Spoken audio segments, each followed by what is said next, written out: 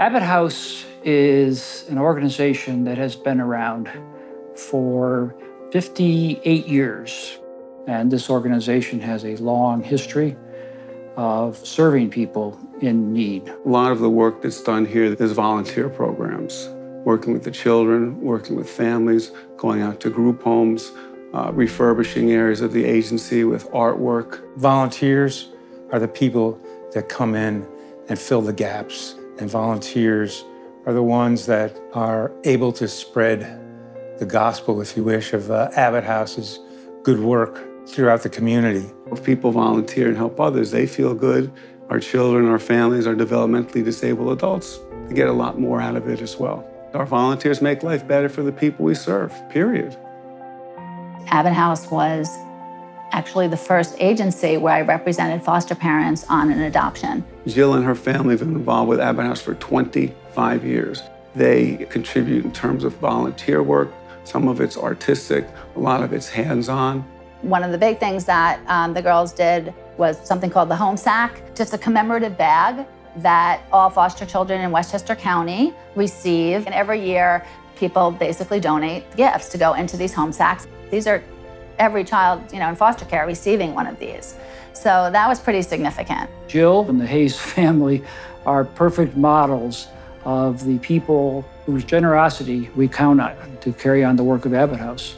I just get emotional thinking of it. It's just, that there are children who need families, and can't go back to theirs. And I know how fortunate my children are to have what they have. People of my generation need to instill the values in their children so they know that they can make a difference.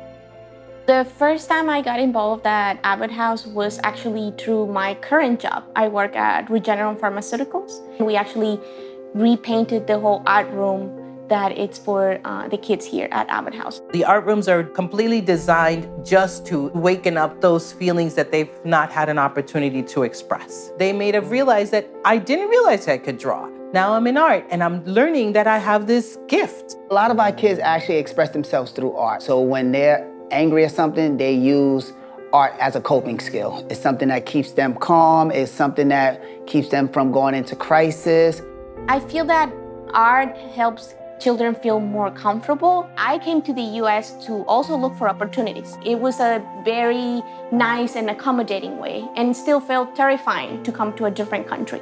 So I can't imagine for all these kids that they don't even come with all the privileges that I was able to. When you start beautifying the campus all around with these things, it actually helps these kids to feel safer, right? They feel like they could be at home. Annabel is the ultimate volunteer. She's an artist, she has a strong following, and she supports Abbott House at every turn. I had an exhibit for paintings, and I've been doing a couple of fundraisings where I sell my paintings and prints of it, and all the proceeds come to Abbott House. If you were to support Abbott House, I will say, put yourself in the shoes of these kids and imagine, what if I would be one of them? What would I need? We can never have enough resources to support kids. For me, I feel like I didn't have enough growing up. I'm one of 18 kids, and I was also a foster child within the Abbott House organization. Darren was in care and graduated and now was set up an agency to help others. He is an example of what's good about the foster care system in Abbott House and those that we raise who go on to have useful and productive lives of their own. There was a group home that needed bikes, and I saw it in the Abbott House newsletter. So I started an initiative with Our Foster's Hope. Hey, I want to get this whole group home bikes. They were so excited. They would wake up 8 o'clock in the morning, can we ride the bikes, can we ride the bikes? And I'm like, how about we eat breakfast first? What the bikes really did was it gave them a sense of, this is mine. And they felt like, all right, I have something for myself. Because a lot of our kids, unfortunately, come into us with nothing. I've gotten toys donated during Christmas time, and it was the world for the child because they never expected that they would wake up and have presents. Unfortunately, we have such a great need in our communities, especially when it comes to resources, lack of funding.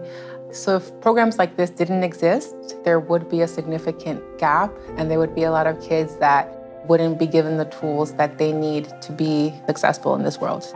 When we're asking for donations, when we're asking for support, when we're asking you to volunteer a craft, just a few hours a month, you could really change a kid's life.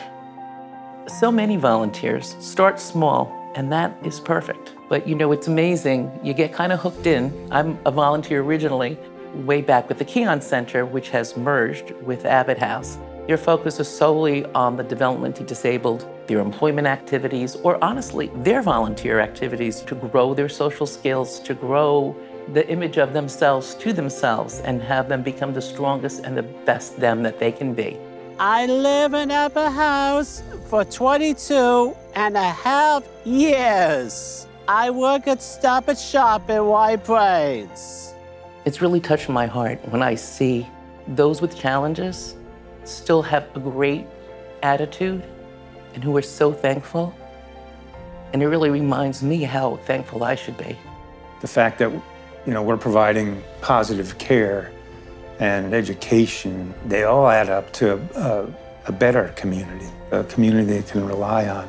As you can see behind me, this is one example of how contributions help us. Contributions of cash, contributions of things in kind, and contributions of time and energy to build, work on, pull together a playground. There are so many ways to be involved. This is just one example. And it's nice to be able to be out here and point to it and say thank you to everyone for helping.